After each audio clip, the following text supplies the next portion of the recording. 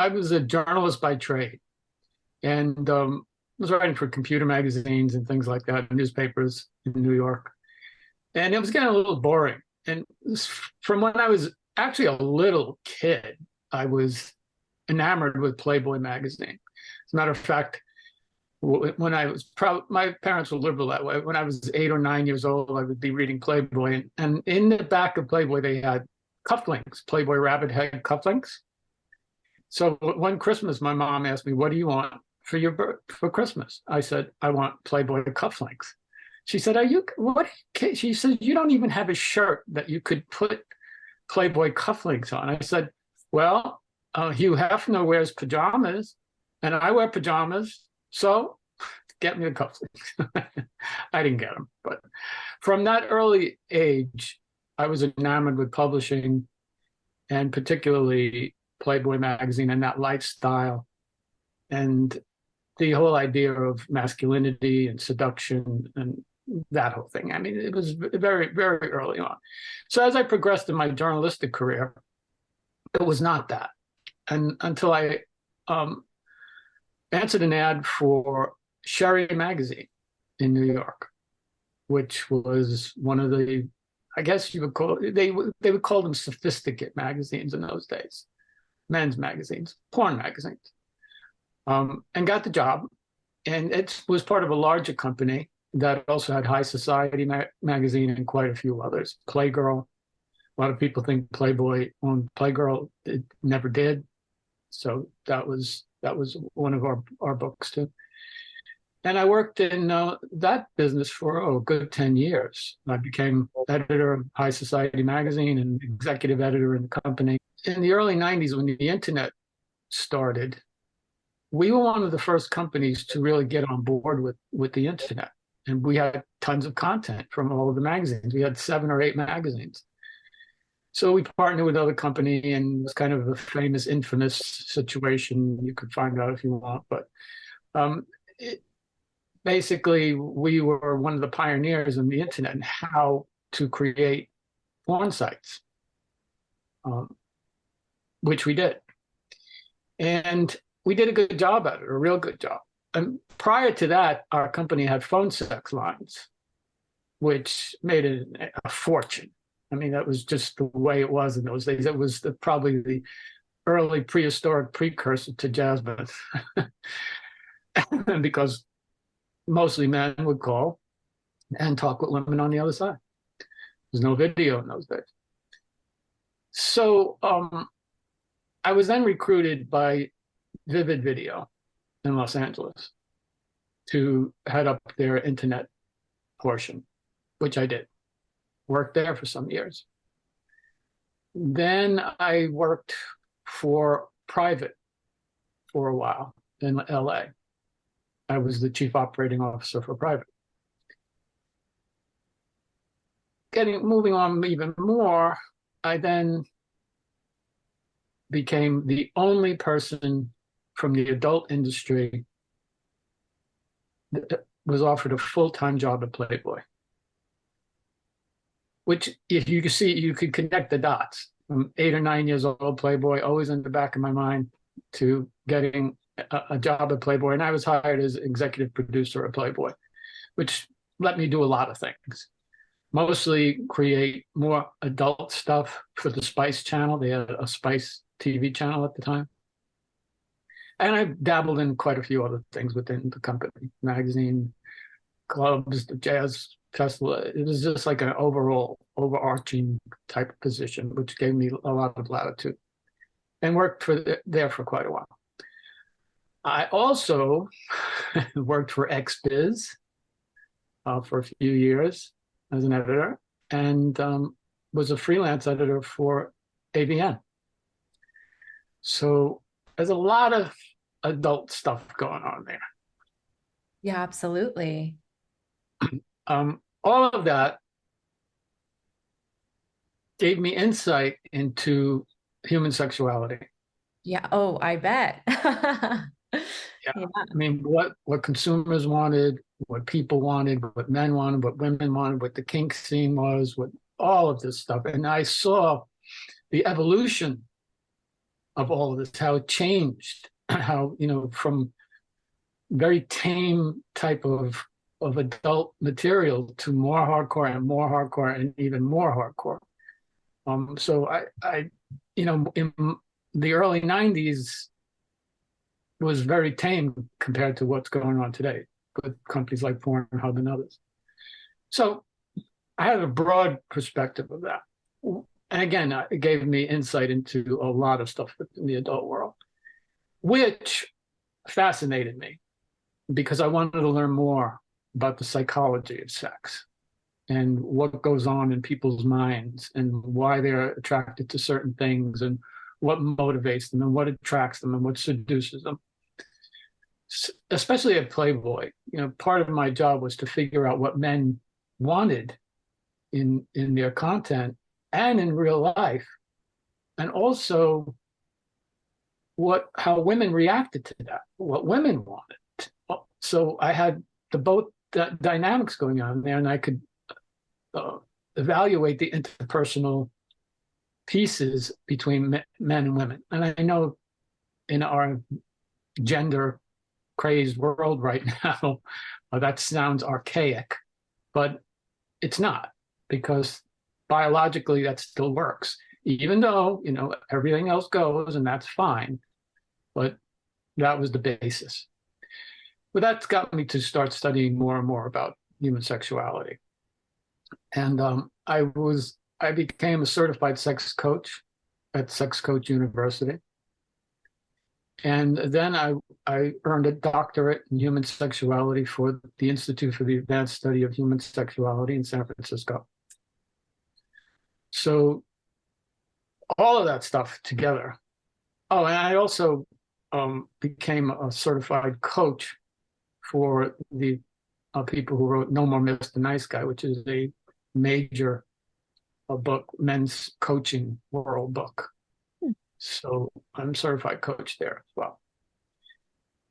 All of that stuff came together it has come together in my career. And I now offer different areas of coaching, advice, counsel in sexuality, in coaching, masculinity, and something I call seductive masculinity, which kind of is counter to hardcore red pill masculinity. Not counter, but The more healthy real version of it, maybe. Yeah, it's more real world. I mean, Yeah. red pill sometimes borders on misogynistic stuff, Yeah. often does. But what I teach in my brand is what has been going on forever. It's just being attractive and courteous and caring and stuff like that. And it's not weak. Masculinity does not have to be strong all the time and hard. It doesn't have to be. To show your vulnerability takes a lot more guts than just being a macho asshole sometimes. So that is the whole nut. There are other pieces to that too, but not quite as interesting. But all of those things kind of brought me to where I am today. And a lot could be found on my website, which is menagain.com, but it's men-again.com. Men, by and large, regardless of their age group, don't like to talk about sex when it affects them. They don't like to talk about erectile dysfunction. They don't like to talk about premature ejaculation. They just don't. It's still kind of even though we're a much more liberal society now and things are discussed and you can find anything on the internet, it's still a bit of, well, if I suffer from it or I don't know how to do it, I'm ashamed. And it's that shame that causes the problem. So that's kind of my charge with menagain.com and my coaching services. I want to be able to have men speak about sex and not worry about it. Talk to me like you would talk to your brother, your friend, even your girlfriend, in the bedroom. There are ways around this stuff. Well, I think that's an incredible service that you're offering. Absolutely, because I can tell you that even here on Jasmine, we do find that a lot of men use the site as a safe way to talk about sexuality or explore it because they don't feel or think they have a lot of other options in their day-to-day life. And so that's certainly a need for many men. Mhm. Thank you so much for sharing all of that. Really fascinating your journey, even down to when you were, just a little boy and you were obsessed with Playboy and wanting the cufflinks, and then years And then later wound up you there. worked for them. Yeah. Yeah. Yeah. Uh, It was a subconscious goal. It was always driving me that way. As it really what pushed me towards journalism, that and Batman comics, that pushed me towards journalism, and then eventually towards adult journalism, and then Playboy.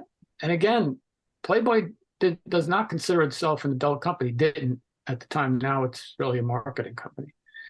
But it did not consider themselves an adult company. It considered itself an entertainment company. So not no one was hired directly from adult except me, or maybe freelancers, freelance directors, things like that. But I was a full-time employee. I want to go back to some of the things that you mentioned. So you really focus on and specialize in men's sexuality. Is that right? That's part of it. It overall men's issues. More, I would say more the overarching idea of masculinity, which, of course, encompasses in a huge part sexuality. I mean, let's face it. Our main motivator, especially with young people, is to reproduce, to propagate the species. You can't deny it. It's in our DNA. So when men are concerned about their masculinity, it's because they want to know how attractive they can be to the other sex or the same sex.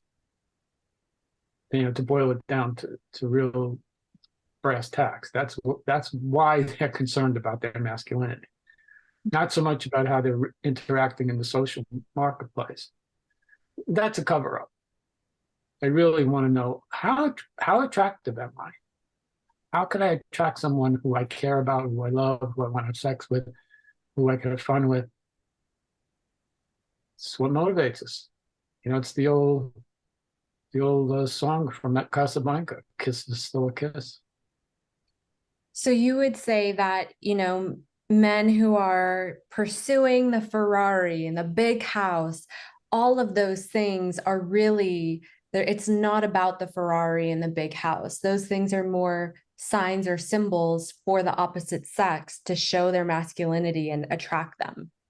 Yeah, I mean, of course, it's always nice to have a fast car if you like that thrill, or a big house if you like to walk around in a big house and have parties. Yeah, that's nice. That's good. But the motivator is always survival and reproduction, psychologically. Mhm. That's what we're geared for. That's what makes us live. That's what makes us want to live. That's why survival is the prime motivator. And you don't survive unless you make people, or people made you. We're all here because of that.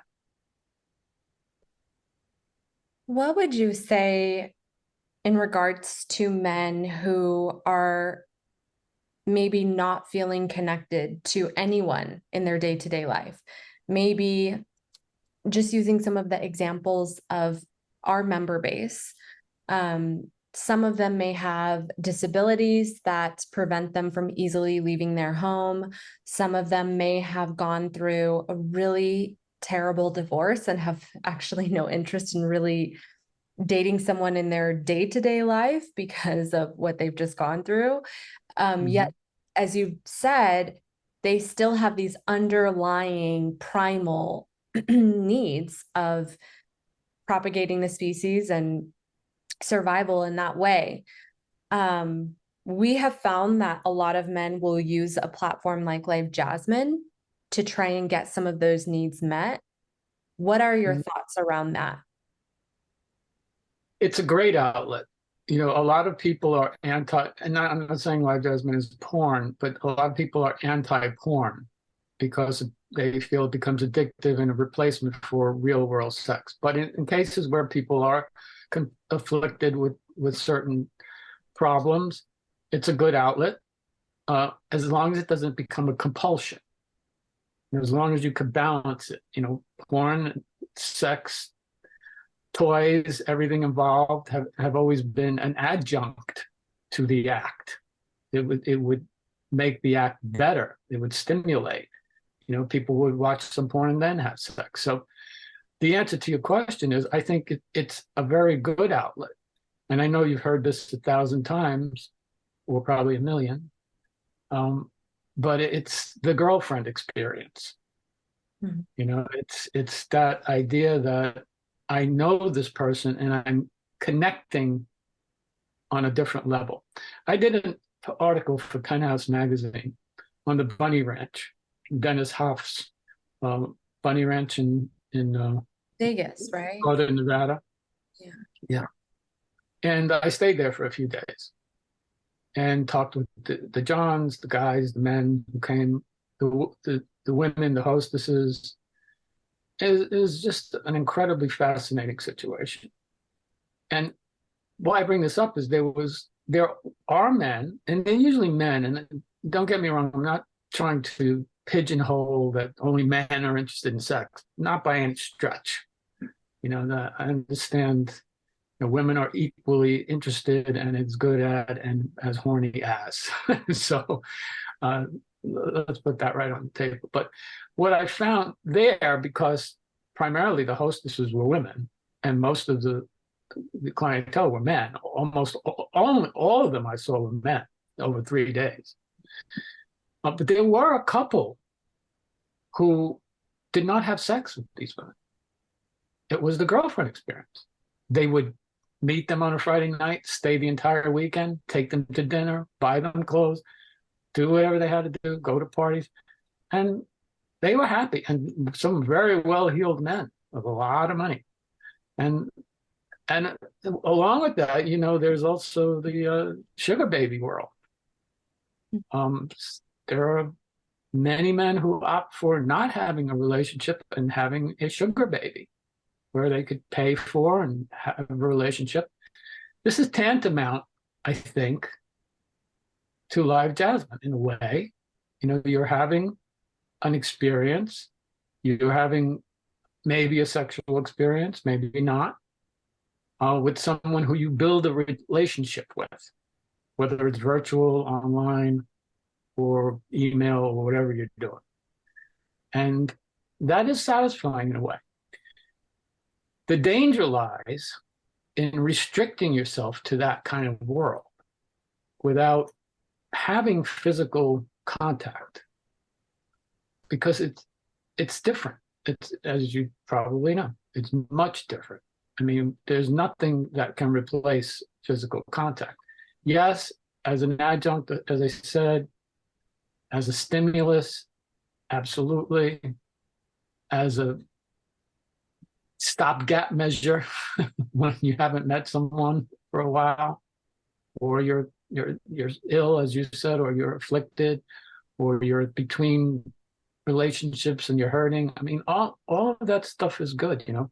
Anyway, you can gain human contact in a satisfying way is on the table as far as I'm concerned.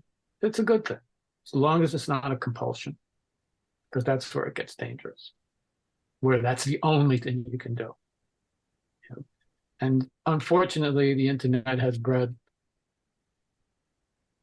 quite a few people who live and die just by everything online. And human interaction suffers though.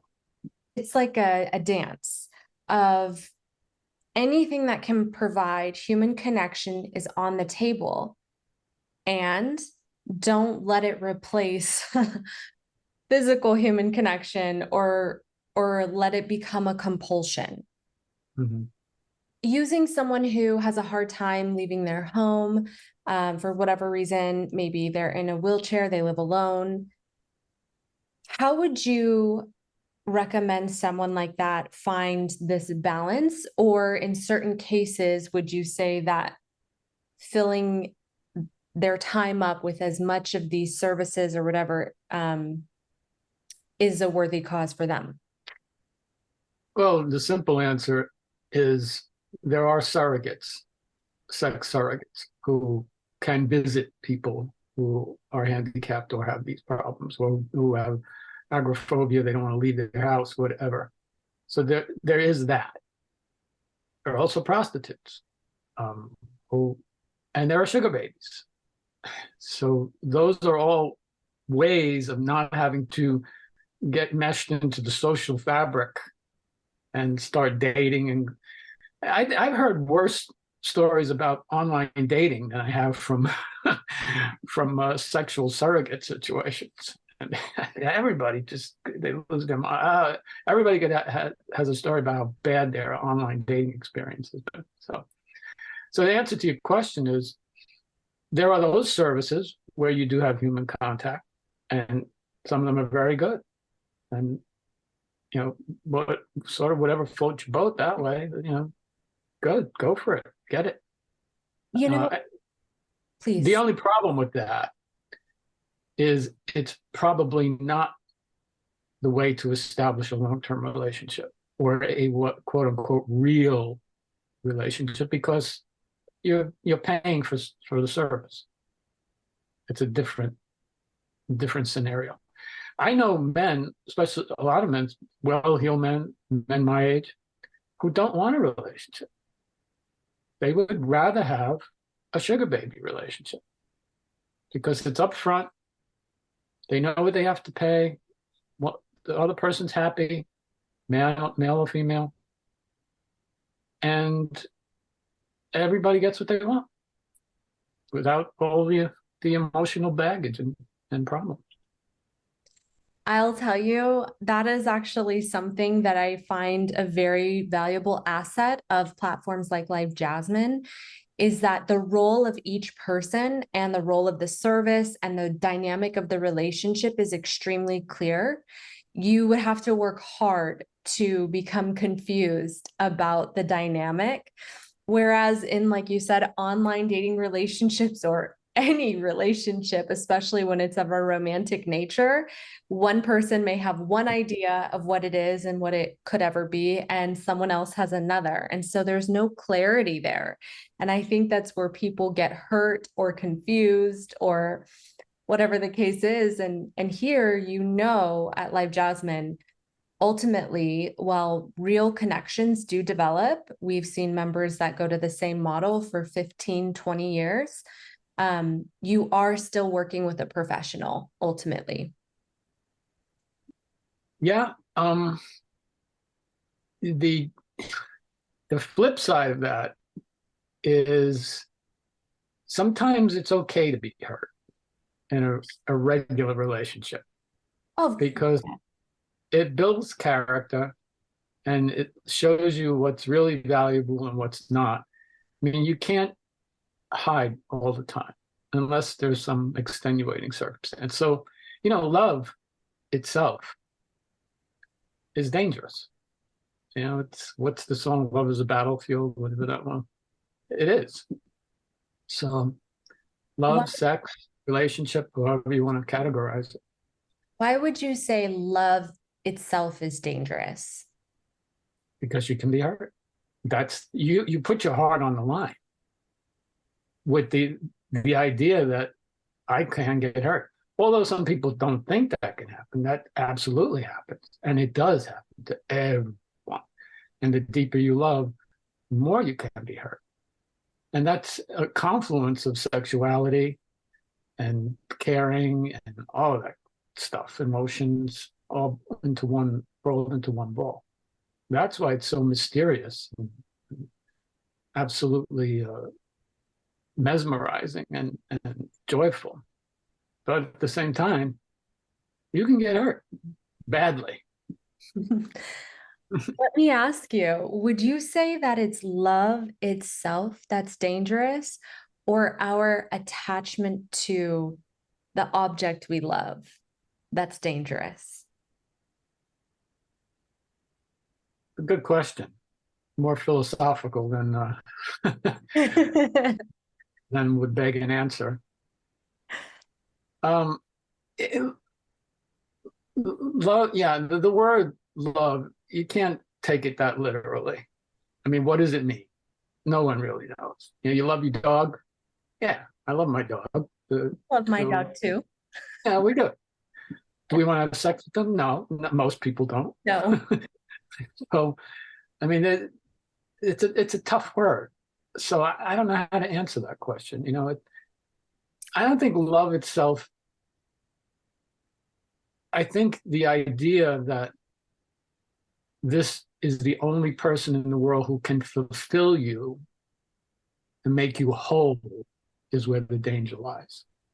If you understand that you can enjoy that person a lot and they can enjoy you, but you don't really need them. You don't really need them to survive and live a good life. It would be nice to have a partner forever. My wife passed away a year and a half ago, and I felt like I lost my right arm. But you go on. As much as you love someone, you go on. So therein lies the danger. That's where I think it is. It's thinking that they complete you when no one should complete you. You're independent of everyone in the universe. I really like that perspective. I think it's one of the healthiest truths and perspectives that people can really attach themselves to and learn from and adopt, if you will. That this idea that we are human beings, and so obviously we have relational and connection needs, and at the same time we are whole within ourselves, and we actually do not need anything outside of that for our wholeness, although we can still have experiences of loneliness or sadness or pain. That doesn't mean we're not whole just because we're experiencing those very human emotions. Right? Well put. This is the problem I have with men who I coach and in relationships. They become very needy. They become very clingy. And they fool themselves. They hypnotize themselves into thinking, I can't live without this other person. Mm-hmm. It's just impossible. And this is the problem with. See, this is really a validation problem. Unless they're getting input from the other person, their well-being, their whole idea of self is not being validated. And when that happens, their self-esteem drops. That creates the neediness and the clinginess and the love bombing and the manic stuff when someone doesn't call you right back. It's that needy kind of, which is very unattractive, by the way, too. It is on both for men and women, yes. Because it's scary to think, you are the reason someone is living. And if you don't supply them with 24 hours of input, they're going to go off the deep end. That's scary. That's why I coach men into the very first thing you do is to not be needy. And how you do that is do not seek validation. You do not need someone to validate you.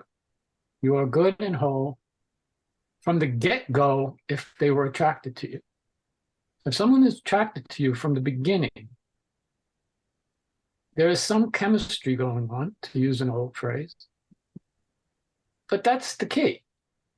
And the more you could just have a good back and forth relationship with that person, the better off you're going to be. And if they leave you, they leave you. Okay, it was a good ride. It hurts. I'm sorry. But you didn't change me. You're not validating my existence on the planet. You know, that's really it. Bravo for the work you're doing. I think that it's really important work, especially for men, because I do believe that, and I've seen even through the platform that men have less resources for this type of work and this type of understanding. Women, we tend to have more resources and we tend to be more open to things like therapy, traditional therapy, and that type of thing. Oh, absolutely. You look at any sexologist list, and even in psychology, in the field of psychology, and certified and licensed clinical psychologists who specialize in sex, 99% are women. Mhm. Why? And even sexologists, most are women. Almost, almost 100%. Why is that? Because men don't like to talk about it. And women are just more geared to being able to, you know what it really is? It's this false bravado that men are afflicted with. It's if I show any vulnerability, I'm weak. You know, and that's crazy. You know, it's crazy. You can be scared sometimes. I mean, don't get me wrong. I think men are geared more to being aggressive, and they should protect. That is important. We're just physically bigger. I mean, you're confronted with someone who's going to kill you. You want someone who's physically bigger to help you. I mean, this is natural. This is the way it was in the cave days. Men were out killing the animals and fighting warriors, and women were back in the cave and doing what they did to keep the family unit together and nurture children. And that's where the communication piece came in. Women were able to talk to each other and figure out stuff. Men were just grunting out there. They weren't talking to each other. It's tiger bad, kill tiger. Where women were on a daily basis discussing.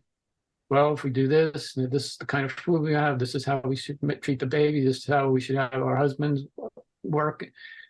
And that communication skill is a lot better. I love women. Women are so intuitive.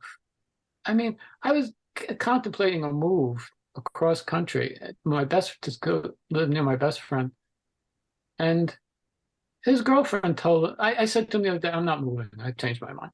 And he said, "Yeah, my girlfriend said you weren't going to move." How did she know that? How did she know that? But she was able to glean everything I've been saying and my attitude and my emotions. And yeah, women are wonderful creatures. I love them. Love them. And that's a piece of it. That's a piece of it. They can't, this misogynistic bullshit is, excuse the expression, it's bad. And we're not two different camps. We're different. We're different, but we're not different human beings. Yeah, absolutely. Very well said. It's very true, though. A woman's intuition, nothing compares to it. You say one thing, and we read the energy that's attached to what you've said. Even if your words say very clearly one thing, whatever energy is attached to that, we feel it in our bodies and we know what's going on. Absolutely. See, men are logical thinkers, where 1 + 2 = 3. Women are not. Women have detective agencies in their brains. Mm-hmm. It's like, when a man meets a woman, it's usually, man, she's hot. I like her. I want to have sex with her. I'll talk to her. Boom. That's it. Okay. Where women, the detective agency kicks in. Oh, he's cute, but does he like the same music I like? Does he like animals? Well, my friends like it. What about what he eats? I wonder what he's like when he takes a shower. All of these things start to kick in. And that's where the dance starts. Hilarious. I was joking with a friend the other day. Sometimes when we're interested in something or someone, We will, by the time we're done with our investigation, we will know more about them than maybe they know about them. Absolutely. And men are visual creatures. This is why most porn is geared towards men. We're visual creatures. We're stimulated visually. Where women can be and are, but it's not always primary. It's more what's going on, the zeitgeist of the relationship is where women rule. That's, as you said, their intuition is off the charts. It's how they feel. If you could can that, man, you got a billion-dollar product. I want to ask you, you mentioned earlier, which I think is interesting, and I know that this is true, that some men don't, for whatever reason, they're not interested in the emotional baggage that can come from an actual normal or traditional relationship. They prefer the sugar baby or the escort or the model on Live Jasmine, whatever it may be. I'm curious from your perspective, what are the benefits of these non-traditional relationships? Sugar baby, sugar daddy, escort, model and member. Well, there's no preconceived notion that this is a love partner for life type thing. That's the biggest thing. It's also a way to have all the good stuff without the baggage. You're not going to hear, well, you didn't come home for dinner last night. I mean, from a man's perspective, or the kids are driving me crazy, or I want a new house. There's none of that. There's no dynamic that's causing friction. There's not a. It's basically pleasure. I'm with that person for pleasure. Right now, I'm interacting for pleasure, and pleasure is a big stimulant. It's a very Epicurean approach to life. It's I have my cake and I eat it too.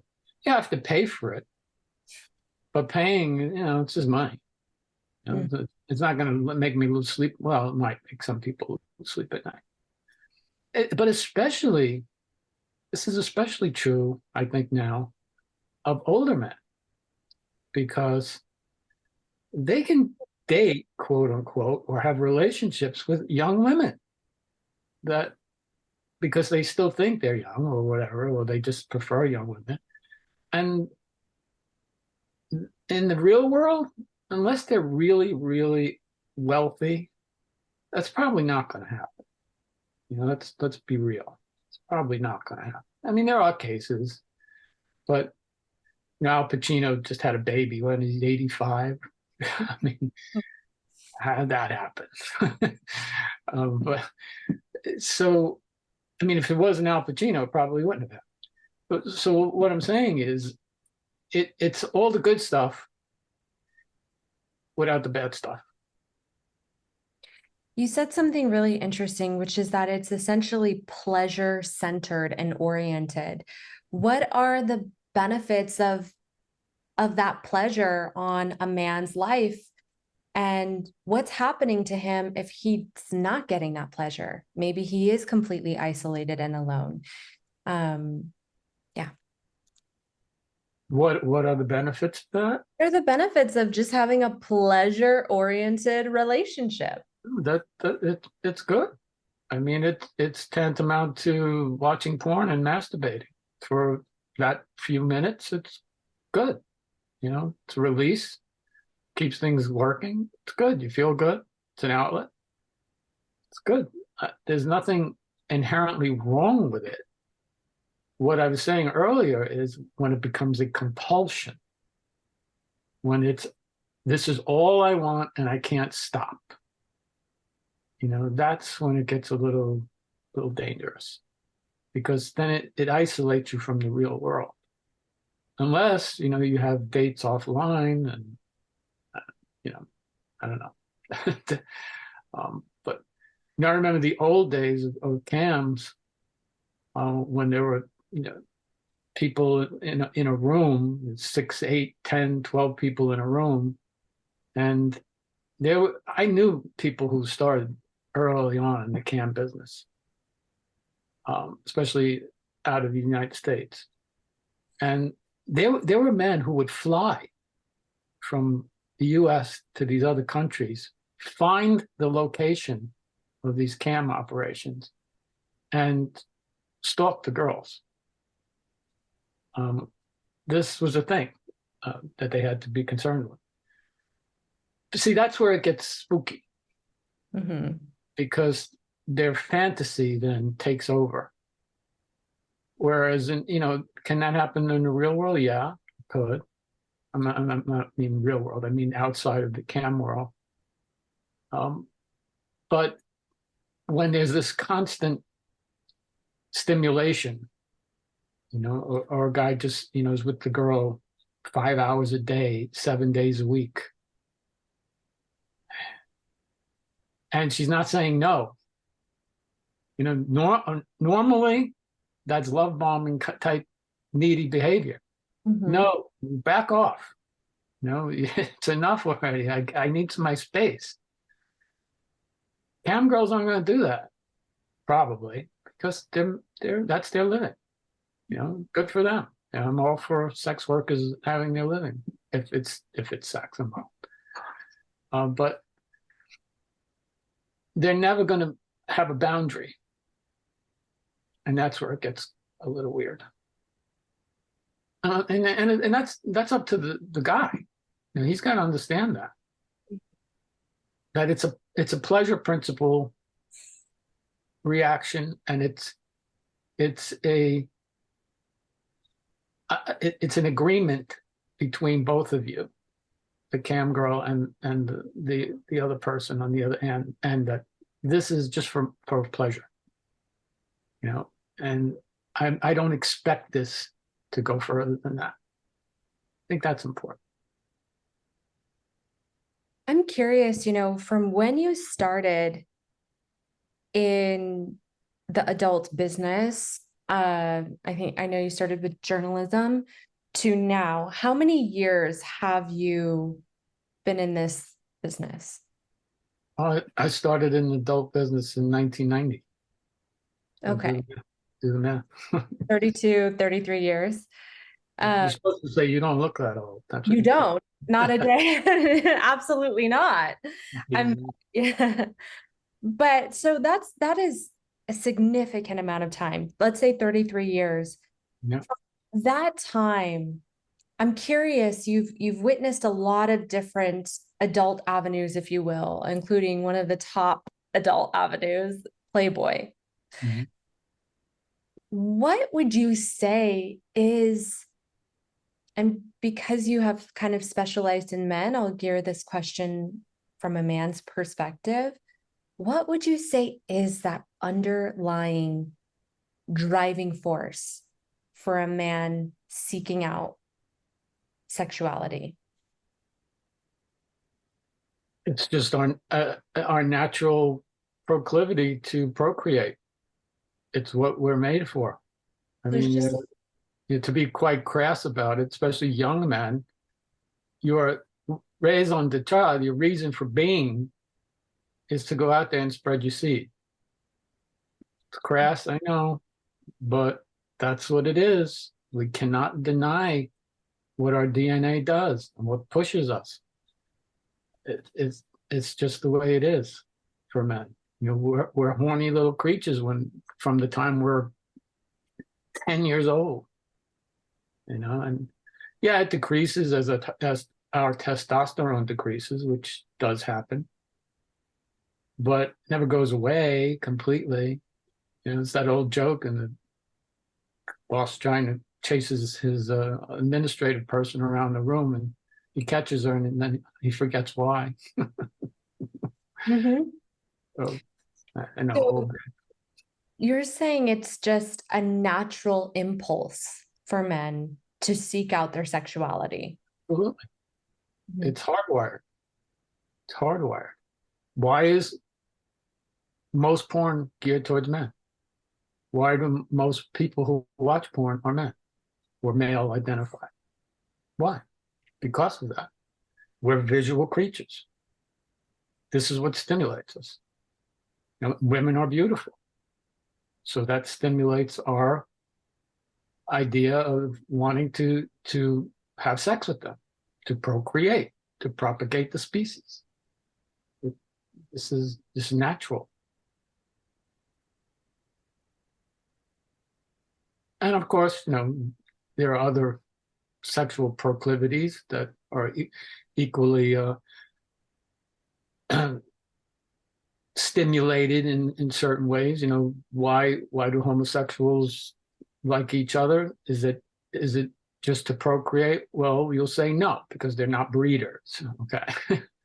they're just attractive for some reason. But I think the underlying drive, and I'm no expert in this, you have to go deep into psychology on this, but I think the underlying drive is that natural connection for another person. And is that natural connection a sexual connection? Or is it just an emotional connection? No. Could be both. I think in the world of male homosexuality, it's definitely a sexual preference type thing. They want to have sex. They want to spread their seed. Why? To have children? I don't know. Nobody knows. You know, nature is a mad scientist. Isn't it? Yeah. So anything or everything goes. My theory on that, and again, like you said, it's really hard to say one way or the other, and I'm sure science will prove and disprove many different theories, but I feel that human beings, their underlying primal need is connection. And I believe that possibly we just feel the most connected through sexuality and intimacy. And that is one of the biggest driving forces for it is, and I know for men, it's a little bit more skewed towards populating the earth, which is true. um, and saving the species. But I do think that maybe we feel the most connected in this vulnerable, intimate state. And yeah. Yeah, agreed. Intimacy is a good way to put it. Yeah, it's that closeness. But why you're attracted to one sex over another is still mysterious. Yeah. But intimacy, yes, everyone likes that. And that's what causes the problems. That's what makes love dangerous. Because when you take that away, it hurts. It Yeah. hurts. Is there anything that you wish the world knew about sexuality or men or masculinity that they don't seem to get right now? Yes. Stop trying to change everything. There will always be people who are heterosexual, homosexual, somewhere in between, non-gender specific. They always existed. They always will exist. So just live and let live. Okay. Basically, that's it. We're not going to change anything. It's the way it is. That is what I'd like people to start understanding. You know, this divide is awful. You know, it's us versus them kind of thing. You know, I was a child of the 60s, and some of that still sticks with me. It's, you know, not so much the hippie piece of it, but you know, just and it's also was the backbone of Playboy. You know, it was pretty much live and let live. You know, enjoy life. We only go around once. It's an Epicurean from the philosopher Epicurus type of idea. The pleasure is good. You know, it's not a bad thing. So just as long as it doesn't overtake you. or you do stupid things to get it. Right. Yeah. Harm to none. And it's all good, Yeah, yeah, basically. including yourself. Yes. Harm to none. Really well said. Thank you so much. Oh, my pleasure. I like to, which you may have actually answered this with the previous question, but I like to wrap up the interviews by asking one final question, which is, how do we create a more sex positive or sexually healthy society? You saved the toughest one for last, didn't you? We have to be more tolerant of things and not look at everything as a threat. And this is on both sides of the spectrum. We don't have to push our ideas onto someone, and we don't have to stop the idea from that person. There has to be a nice middle ground where, especially where sex is concerned. You know, we're never going to eradicate it. It's not going to happen. And I know that sounds ridiculous, but we're never going to push it so far back into the closet that people won't talk about it. That's the cat's out of the bag. That's done. It's a different world. Now, what's happening is some factions of the world of sexuality are pushing it in the face of people who are not used to that, and it's causing them to react. It's a reactionary movement that is pushing back, and it's causing the strife. So it's not a battle, it's not a battle. There've been books about sex for hundreds of years, and some really nasty, dirty ones. I mean, I don't know if you're familiar with some of the old things like My Secret Life and The Pearl. These things were really dirty. And they were around in the 1600s, 1700s, So, and porn has been on the caves walls. So porn will live forever. Was porn on cave walls? Oh yeah. Yeah. I can't tell you exactly where, I forget now, but there were depictions of people having sex on cave walls. Yeah. That is really interesting. Yeah. Human drive. My estimation, it is the biggest human drive. And what doesn't everyone want to be told, you're very sexy. I mean, just you hear that, and whether you care or not, that rings a bell. Yeah. It's very true. Absolutely. I couldn't agree more. Thank you so much. This has been a fascinating interview. Thank you. I enjoyed it. Pleasure. Keep up the good work. Thank you so much. Did you know Hef?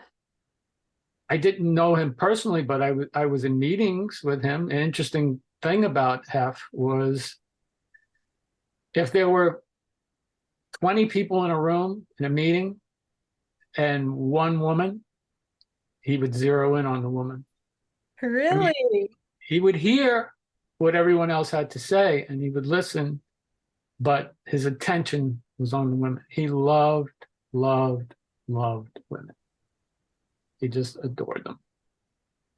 And it showed. I mean, he built an empire out of it. Yeah. And I really, take issue with people who don't like Playboy and what they did, and they, objectified women. It wasn't the reason.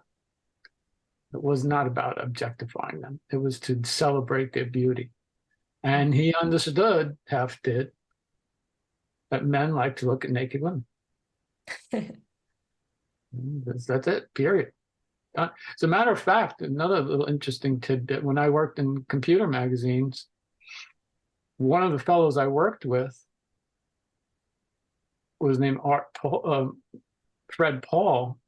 His dad, Art Paul, was the designer of the Playboy bunny. Oh, wow. This was prior to me working for Playboy. Wow. So it What was, a legendary piece that he gave to the world. I mean, what a great thing to say. That's your contribution, you know? and to know him prior, years before I worked at Playboy, was kind of kismet, it was just meant to be. Kind of wow. Fascinating. Yeah. Yeah. It's interesting how your life kind of really led you exactly to where you were destined to be, it sounds like. Yeah, Thank quite. you so much for sharing those stories, actually. I think they're interesting and people will probably get a little kick out of But I hope they do. them.